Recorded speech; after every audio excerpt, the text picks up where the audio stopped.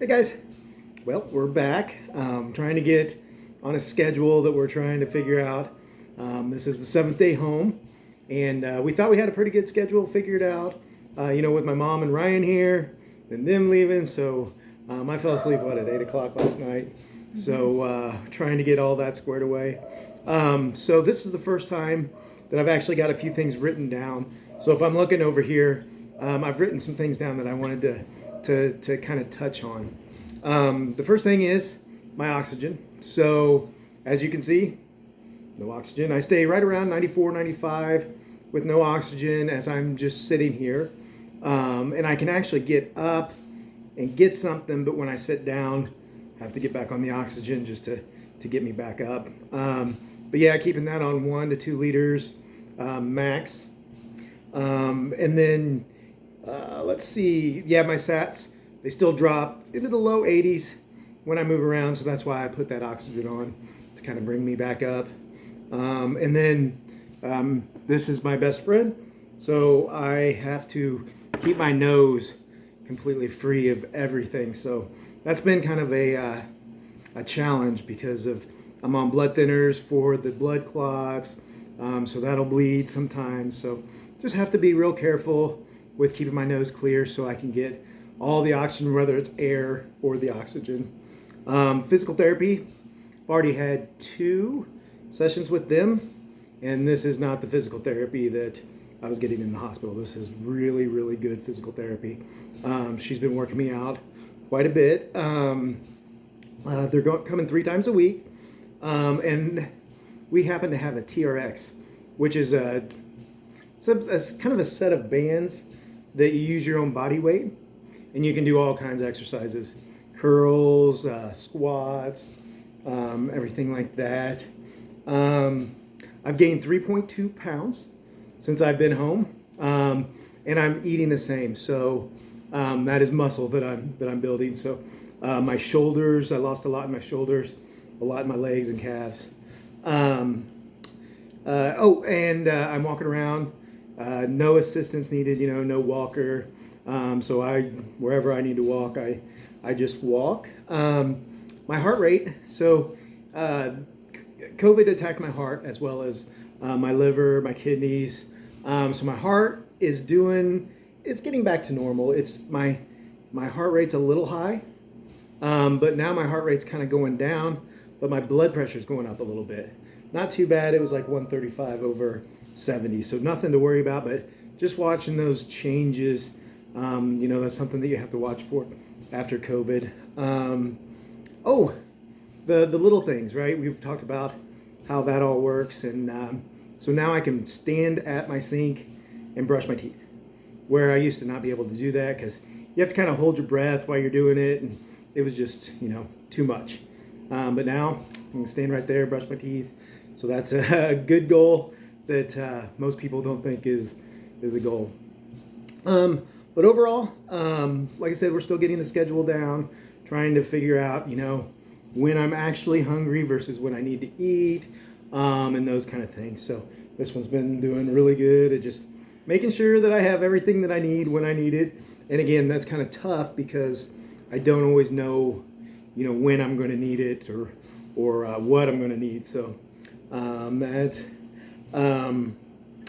another accomplishment, I can bathe myself.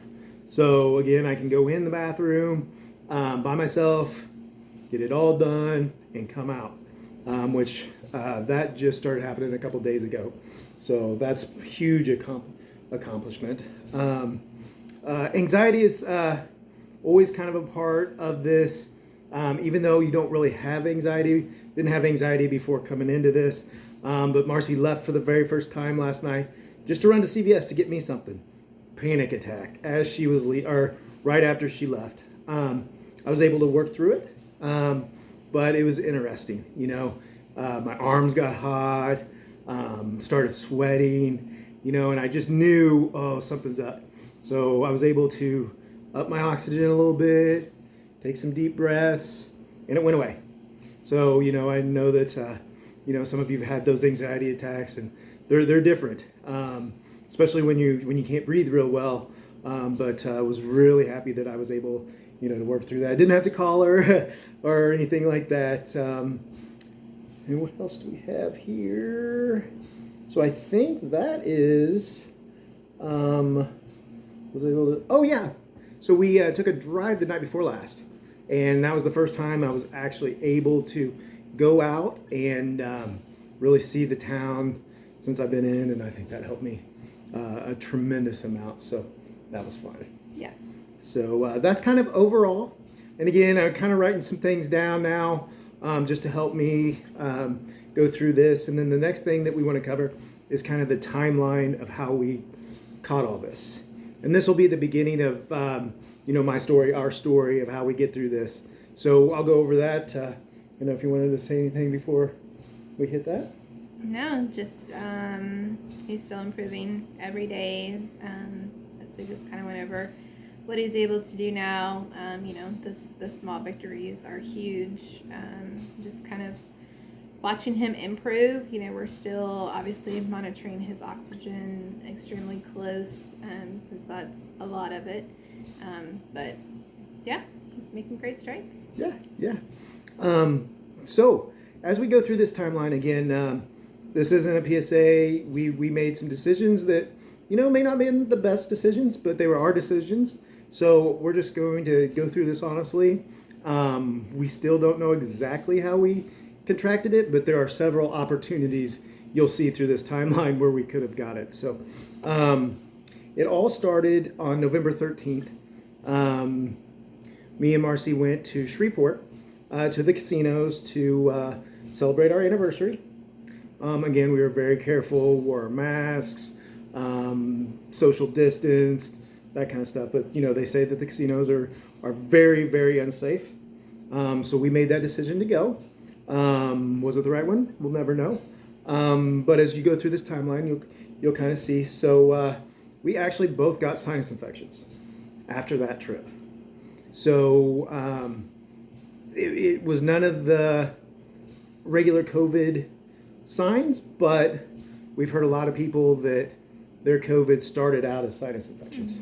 So that was kind of stressful as we worked through that. But interestingly enough, the symptoms went away very quickly. I'd say, let's see. Well, I actually got tested. Oh, that's right. Yeah. Yes. Go ahead. I had the sinus infection first.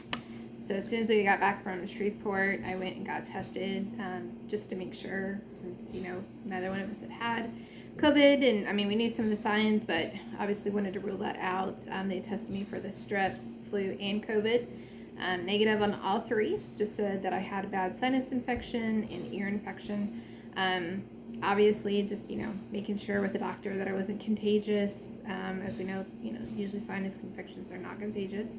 So they said no. Rob and I had slept with our bedroom windows open for like 5 nights in a row because we had some pretty nice, cool nights. So the very next day he got the sinus infection. And so we were just, trying to kind of think about it all. And it's like, well, maybe it was just from sleeping with the windows open. Took me a good 6 or 7 days to fully recover from the sinus infection.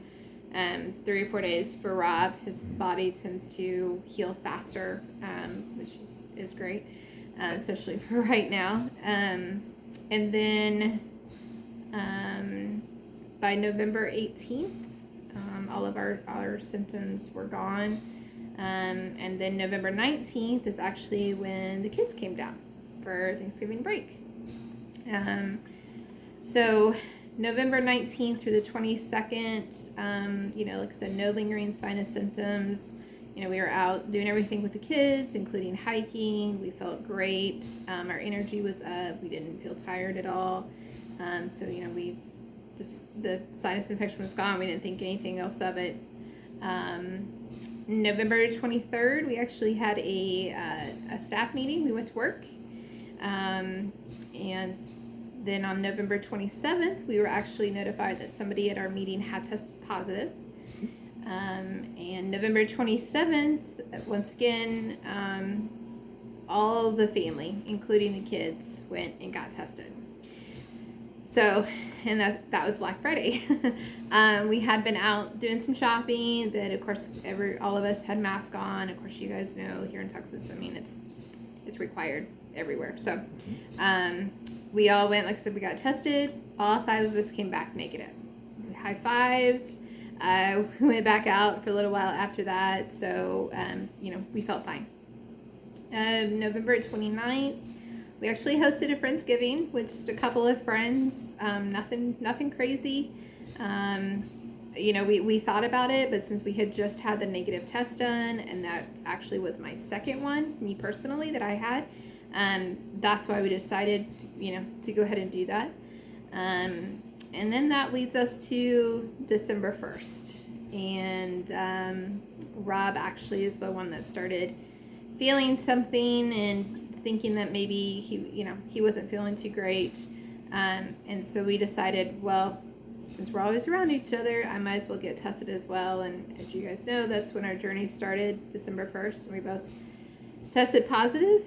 And on December 2nd, it was full-blown symptoms for the both of us. Yep. So that is the timeline. And again, some bad decisions maybe, some good decisions maybe, but that is our story laid out in line. So you can see how a normal couple that's very careful, we wear our masks, we had groceries delivered, any one of those few things opened us up, that made us susceptible. Yeah. So you can get it anywhere. So we're going to continue this with as the symptoms started. So on December 2nd, we'll come back with another video and start going through what symptoms we were experiencing, what we kind of did, some of the crazy stuff the doctors had us do, because we went to the ER a couple times. So it was very interesting. So we'll continue with that next time. I know we're into almost 12 minutes, so I want to hop off here and let you guys watch this, absorb this. Feel free to leave your comments. Like I said, you can get this anywhere. This was just a normal couple weeks for us that changed our lives forever. So again, love you all. Thanks for listening to our story and more to come. So. Yep. And just one more thing. I mean, that we're almost at 13 minutes. And as you can see, he never once had to put his oxygen on, and he talked for probably half of that. So, just great improvements. Yes. So we'll continue and look forward to making another video for you guys, and hope the rest of your day goes well. Yes. Talk to y'all soon. Bye. Bye-bye.